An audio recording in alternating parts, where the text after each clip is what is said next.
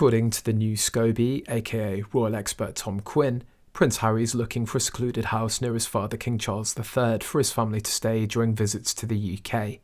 This would allow his children, Prince Archie and Princess Lilibet, to maintain a relationship with their cousins and grandfather.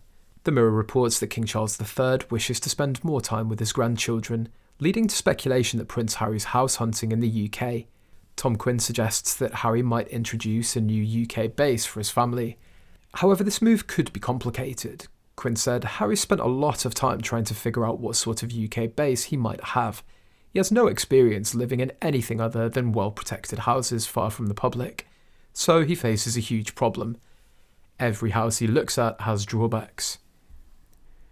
Quinn also noted that Harry struggles to find a property offering the same level of privacy as Frogmore Cottage. Apart from the security risks, Harry's become increasingly obsessed with his privacy and wants to be well away from prying eyes. That was the key reason that he was so upset and angry when King Charles evicted him from Frogmore Cottage. Frogmore is a substantial house deep in the grounds of the royal estate at Windsor. It's also very secure and would have been perfect. Harry never considered that giving up being a working royal meant giving up the house. He's always been somewhat naive. Quinn mentioned that Harry hopes to find a property similar to his father's Highgrove estate, with no chance of returning to any houses gifted by his family. Harry's looked at buying a secluded Georgian house in its own grounds like his father's Highgrove in Gloucestershire. However, Quinn believes the cost of security in the UK could be a major obstacle for Harry. The fly in the ointment is that Harry doesn't want to pay for security, and he's convinced that significant security would be necessary even if the house was close to his father's home.